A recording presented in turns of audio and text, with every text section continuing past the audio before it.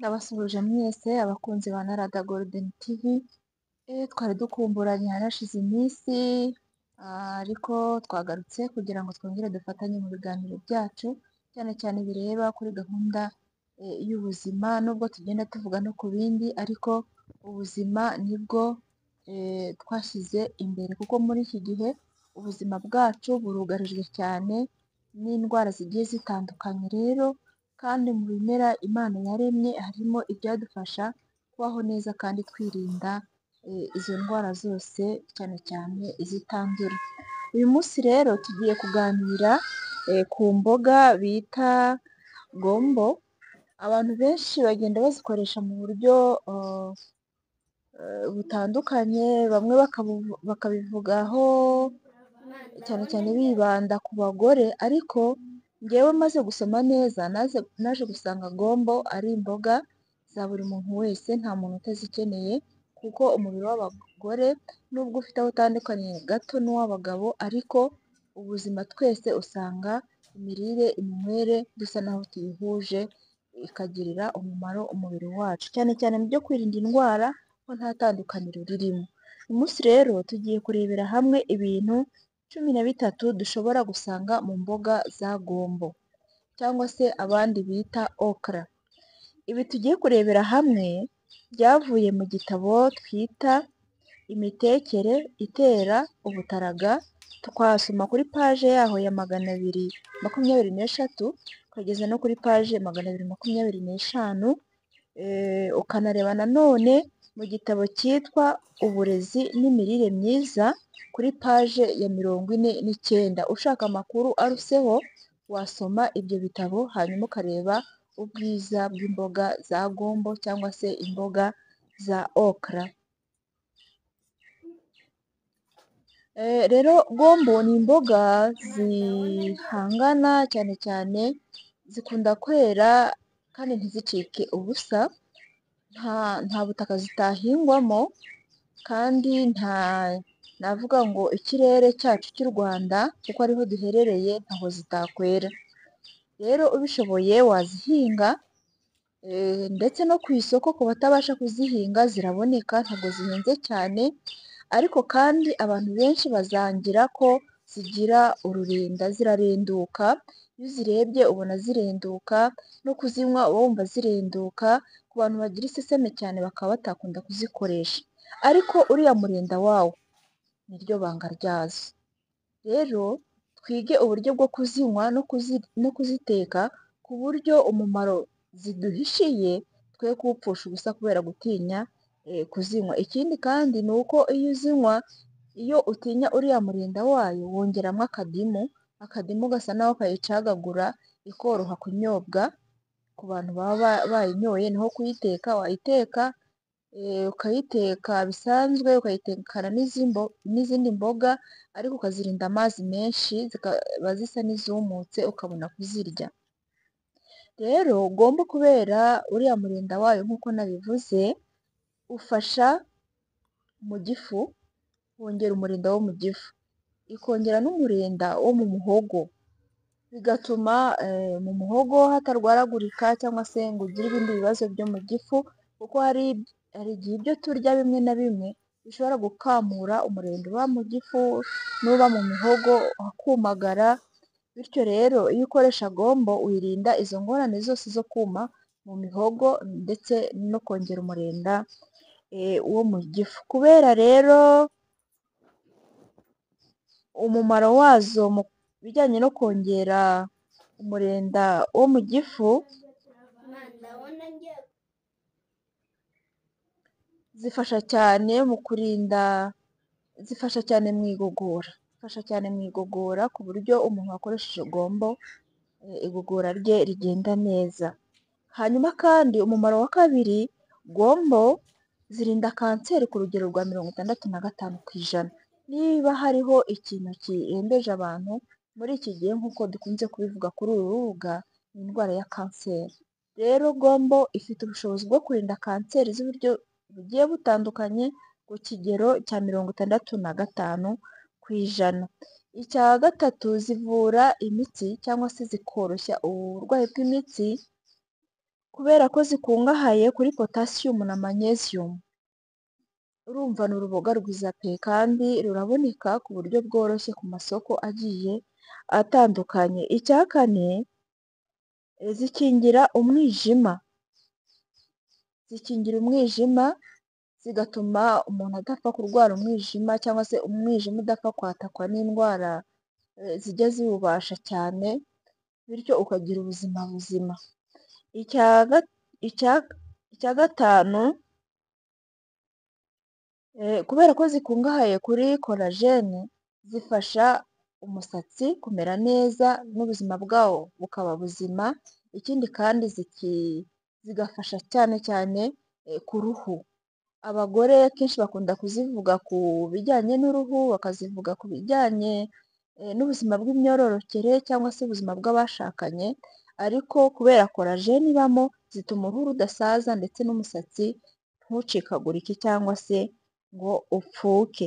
Ikindi, icya gatandatu, zishobora kurwanya gusohora cyangwa se zishobora gusohora uburozi bubi mu mubiri wacu kubera ko zikungahaye kuri fibre.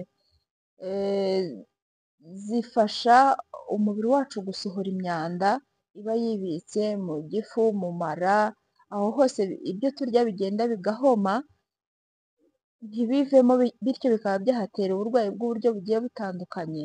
Kubera ko rero yo ikungahaye kuri fibre, ishobora kudufasha gusohora iyo myanda ku buryo butandukanye, bityo tukaba tuharinze kurwara ibibyimba by'uburyo butandukanye mu mara yacu, tukaba turinze amaraso yacu kwandura, kuko uko iyo myanda itinda mu mubiri wacu niko umubiri ukomeza kuyinyunyuza, bityo bikanduza umubiri muri rusange, bigatuma ubudahangarwa bw'umubiri bugabanuka. Rero gukoresha gombo kenshi bituma umubiri wacu ubasha guhangana n'izo ngaruka zose tumaze kuvuga zishobora kwibasira amara, igifu ndetse n'izindi nzira zishobora kozwa cyangwa se gutunganywa na fibre. Kubera ko zikungahaye kuri polyphenol, itera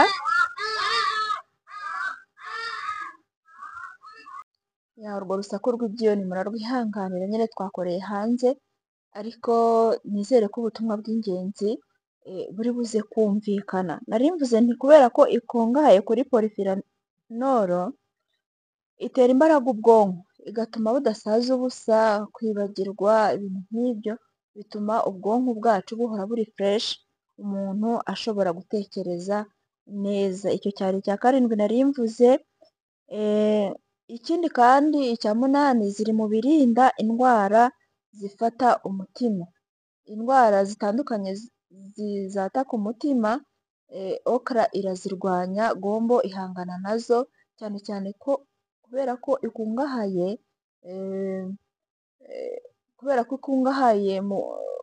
mu bitera mu kurwanya ibinure bibi mu mubiri, bishobora gutuma umuntu atagira indwara y'umuvuduko w'amaraso ukabije, kandi n'ufite umuvuduko w'amaraso mukeya ifasha kuzamura umuvuduko ukagera ku rugero rukwiriye. Okra rero ni igihingwa cyiza, cyangwa se gombo ni igihingwa cyiza, ni uruboga rwiza rufasha abantu mu buryo bugiye butandukanye. Ikindi, ifasha mu kurinda ndetse no kuvura impyiko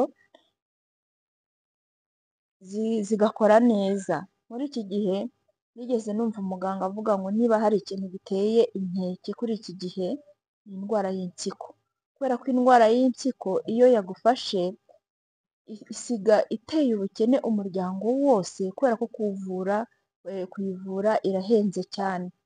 Rero niba kuyivuza bihenze cyane, birakwiye ko tumenya kwirinda ibintu byose byatera ingorane impyiko zacu. Rero mu gukoresha okra bituma impyiko zacu zikora neza, zikaba ntaraga rwose. Icyo cyari icya cumi twari tuvuze, cyari icya cyenda. Hanyuma icya cumi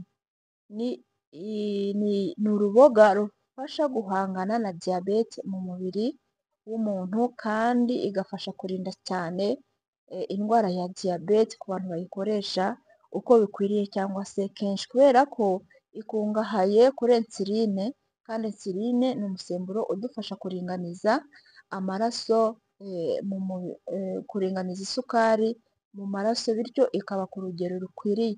Iyo umubiri ukeneye ikayikoresha, iyo idakeneye igasohoka. Rero murumva ko ni uruboga rwiza cyane rwose, birakwiye ko abantu twiga gukoresha ibintu tutamenyereye, cyane cyane iyo twamaze kumenya ko bifitiye umumaro umubiri wacu. Icyo cyari icya 10 nari mvuze. Icya 11 igira uruhare mu kurema insoro z'umweru cyangwa se kurema amaraso mu mubiri. Reka ariko mbyita kugira ngo byumvikane ku buryo bworoshye. Ituma umubiri ugira amaraso meza kandi ahagije ku rugero rukwiriye. Icya 12 zirinda impatwe ku bantu bituma rimwe na rimwe, ugasanga umuntu yariye uyu munsi ariko ntiyitumye, ejo arariye akazituma nk'ejo nimugoroba. Ibyo bitera akaga gakomeye ku mara yacu, bigatuma dushobora kurwara amara, kandi iyo amara arwaye urumva uba urwaye ahantu habi, ubuzima bwawe buba buri mu kaga. Rero ku muntu ukunda gukoresha okra, kubera uriya murenda wayo uragenda ukoroshya ibyo twariye n'ibyo umubiri watunganyije, bikaba byahagamye muri ya mara, bityo amara agakora neza, wa mwanda ugasohoka ku buryo bworoshye. Rero okra ni urubuto rwiza, birakwiye ko turwibandaho, twibanda kuri okra mu mafunguro yacu ya buri munsi. Ntabwo igoranye kuyitegura, iroroshye kuyitegura, urayikoresha rwose bikagenda neza. Icya 13 zirinda umubyibuho ukabije, kubera uriya murenda wayo na fibre, no kubera ko ituma umuntu abasha kwituma ku buryo bworoshye, bituma umuntu agira taye nziza, bikagabanya mu nda, bikagabanya umubyibuho ukabije, kubera ko iyo ubikoresheje uba wumva usa n'uhaze, bityo bigatuma utaryagagura, kandi na ya myunyungugu yose twabonye ko ifite, bigatuma umubiri wawe usa n'uwongera kwiyubaka, noneho ukabasha kwirwanyamo ibinure bibi, ugahangana n'ibyo binure bibi bigasohoka, aho kugira ngo bikomeze byibike mu mubiri wacu. Uko byibika mu mubiri wacu niko biduteza izindi ngorane zigiye zitandukanye. Ibinure bitinze mu mubiri, hari ibyiremamwo isukari, hari ibyiremamwo ibibyimba, ugasanga ibyo byose biragenda biduteza indwara z'uburyo bugiye butandukanye, cyane cyane izi ndwara zitandura. Okra rero ni uruboga rwiza, ruroroshye kuboneka ku isoko, warubona, hanyuma no kuruhinga biroroshye kuruhinga, ntabwo bisaba ubundi buhanga mu kuruhinga, waruhinga ukajya urukoresha, cyane cyane mu gihe cy'umwero w'imbuto n'imboga. Okra nayo ku isoko iba ihari ku bwinshi, kandi ntabwo ihenda, ushobora kugura nk'iya 500 ukayikoresha nka 2 cyangwa 3 bitewe n'ibyo uri gukora. Rero okra ni nziza cyane, ntabwo ari iy'abagore gusa, abantu benshi baravuga ngo ni iy'abagore, no ku mbuga nkoranyambaga usanga bavuga ngo ni iy'abagore, ngo kubera ko ituma igikorwa cy'abashakanye kigenda neza, cyangwa se kubera ko ituma uruhu ruba rwiza, ariko n'abagabo bakeneye uruhu rwiza, n'abagabo bakeneye kurinda umutima, bakeneye kurinda impyiko, bakeneye kurinda umwijima, kugira ngo babashe kugira amagara mazima. Rero by'umwihariko mujye mufata umwanya, munajye mu bitabo musome, murebe ko ibyo twababwiye ari ukuri koko, nta binyoma byajemo. Kandi icyo twirinda ni ukubabwira ibinyoma, kuko tuba tuzi ko ubuzima, tudafite ubuzima ntabwo twabaho, tudafite ubuzima ntabwo indi mibereho yakomeza. Rero Imana y'amahoro ikomeze ibeze kandi ibarinde, kandi mbifurije kugira amagara mazima, mukagira na Yesu Kristo mu bugingo bwanyu, kugira ngo ubwo agiye kwerekanwa vuba tuzabane mu bwami bwo mu ijuru. Rero mukomeze mukore share, mukomeze mukore like, mukomeze mutange commentaire, icyo wumva utasobanukiwe andika muri commentaire hasi, kugira ngo dufatanyirize hamwe gushaka ibisubizo. Imana rero ikomeze ibahe umugisha.